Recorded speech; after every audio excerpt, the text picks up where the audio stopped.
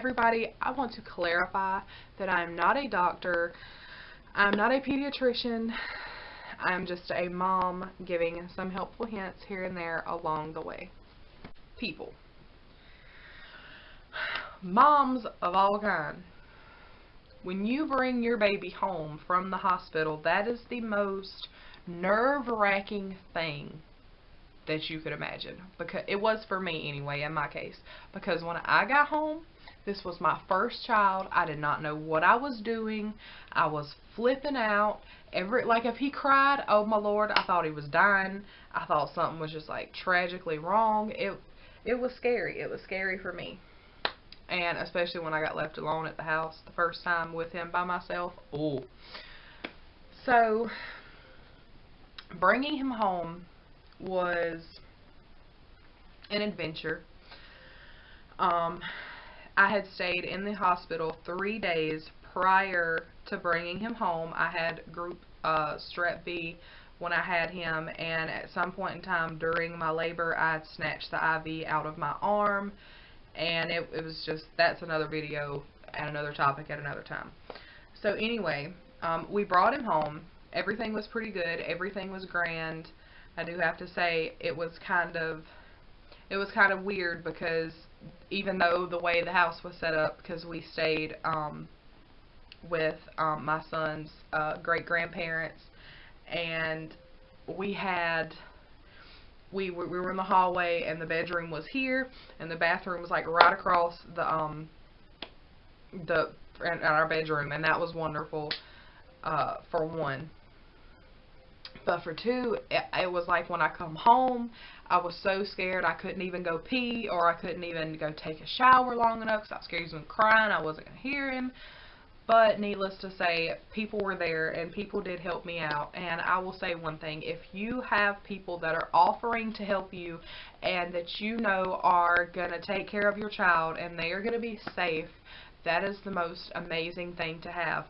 And you need to utilize that as much as you can, because bringing home a baby, especially if you are a first-time mom, it is going to be hard, it is going to be tough, and you are just going to have to learn these things out of the blue, and it just does not even make sense that a human being can even possibly do that. So, my child he was a very sleepy baby. He slept a whole lot, which just like most newborns do. I think he slept a little bit more though. Like he would sleep all day and all night if he could. The first 3 weeks were pretty good. They were sleepless, but they were pretty good. Also, I think about when he reached a month old, that is when it got tricky. So my child has always been a big fan of eating. His father is a big fan of eating as well. I'm telling you, when they get older, it would not be nothing for them to like clear out 24 massive size burgers in under 10 minutes. Like, they just eat. And no, my child is not overweight. No, he does not overeat. He is just a healthy eater. So when he got about a month old, we noticed that the formula we were giving him was not satisfying him. So on top of that, we also found out that he had acid reflux, and they had tried to link him eating so much to the acid reflux because maybe he was just trying to soothe the burning with the milk. And that was not even what was wrong with him. He was tired of plain formula, regular milk that was not doing anything for him. So we ended up getting some baby cereal by Gerber, and we ended up we started out with like a very small amount, like, you know, like a small baby spoonful, and we would increase that. We started out with a spoonful that morning, and then I had a scoop and a half in that evening, and by the next day I think we were on like a regular serving size, which is like a teaspoon or a tablespoon, which I don't even remember now because it's been that long. So yeah, we did that, and luckily he was able to keep it all down.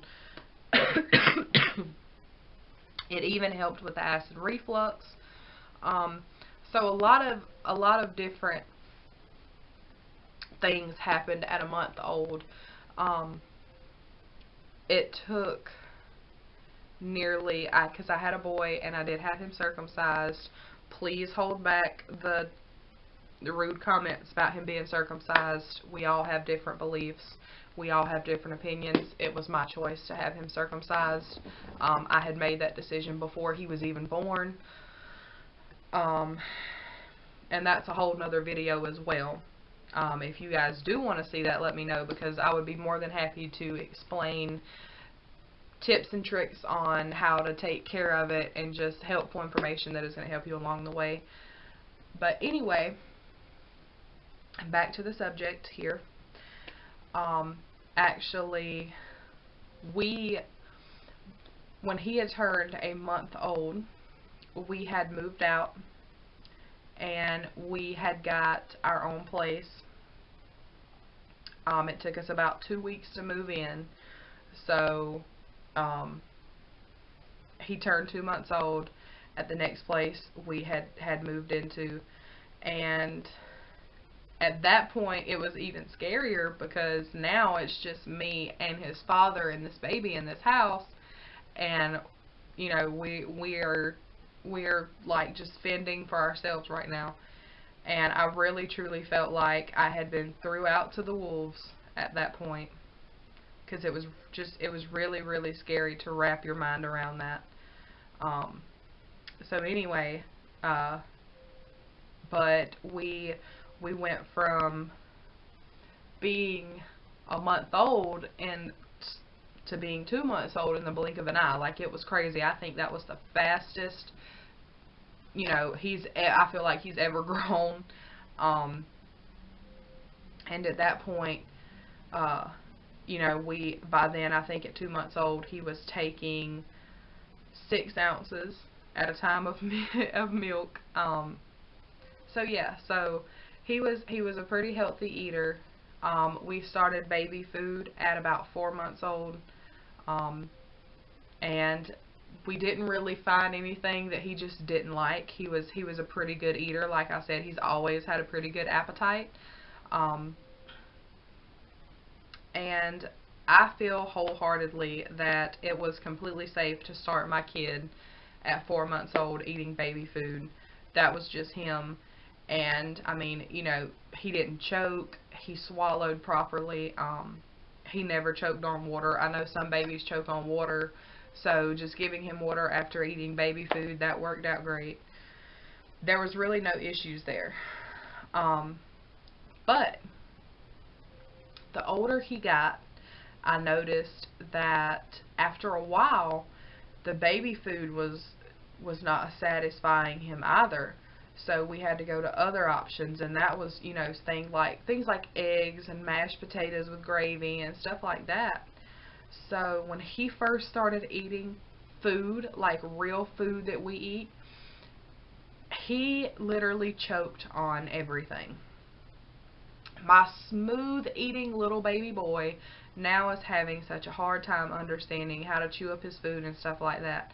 But it took us a good month of introducing different textures and different foods until he's got it down pat now. There's a few things that he hasn't ate that I'm pretty sure when we give to him, he's gonna have to adjust to it, but that's completely normal. Just keep reintroducing the foods to him, and I think the kids will be great. So diapering and diaper rashes, things like that. Winston never had a diaper rash until he got to teething real bad. When he got to teething real bad, I think that's when the diaper rashes started setting in. He had got one so bad, and it just shifted within a few hours. Like, his butt was a little pink, and then we turned around and his butt was just full-blown red. Every time you sit him on his butt, he would scream, he would cry, And I was just like, you know, I'm doing everything I know to do. I'm putting, you know, the paste on his butt. I'm putting the ointment on. I'm putting the creams, the powders, everything that you could have possibly done to treat a diaper rash, I was doing. And it was just not working out, so we took him to the emergency room. And we got to the emergency room. They prescribed him some medicated cream, and then statin. Guys, my camera just cut off for some unknown reason. I don't even know what happened. Anyway, so we got the nystatin cream, and I think it took like 2 days to clear up, which was great because I thought it was going to take that much longer, but it really didn't. It took like 2 days. Diaper rash cleared up. I'm going to say what helped me the most, besides the nystatin cream that the emergency room had prescribed, is butt paste. Butt paste, butt paste, butt paste. I love butt paste. That is the one thing that I can count on day in and day out, and that is for me, that is for, you know, his father, for him. You know, like if you get a blister on the back of your foot from wearing like some kind of uncomfortable shoes that were just rubbing you, throw some antibiotic cream and some butt paste on it and you'll be good to go, I promise. So yeah, so diapering, it come into play as well. My son has always been a great peeing machine. That is just the nicest way I can put it. He has been a peeing machine since he come in this world. He peed on a few people the first few days he was here on this earth. In the beginning, he peed on everybody. So diapers have been a must in my life, apparently, brands and such. But I will say the Sam. So diapers were a big must. And also I will say that ultimately, I would say now that the pull-ups are the greatest thing ever invented, because for some unknown reason he cannot take a pull-up off. They hold very well, very, very well. We don't have really any accidents in the bed now that we wear pull-ups at nighttime. And I'm not sure what is going on with this lighting. Okay, that's better. Anyway, so yeah, so the next thing is teething. The only thing that I can tell you is teething gel, teething tablets, Tylenol. Those are the best things that you can invest in. If you see anything that is dealing with teething, try it out, try the medicine. Like, that is all I can say. Other than that, just get the teething rings with the water in them, freeze them, give it to them, stuff like that. That's worked for us. And another thing is the transitioning from, because like I know it's kind of hard.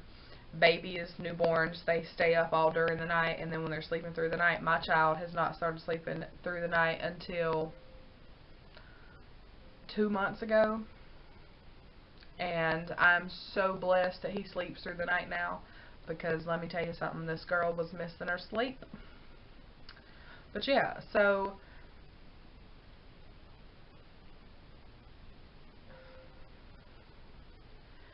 like this is how my son transitioned from a newborn to a toddler. We literally had a great transition overall with him, and it was so wonderful.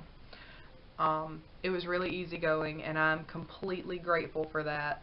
But you guys, I'm going to end this video, and just based on this video itself, like I said, I will be uploading the video of me setting up for the party, getting things ready, you know, showing you how to throw a birthday party on a budget, but still exceeding those limits. But you guys, I will see you guys later, and I hope you guys like this video.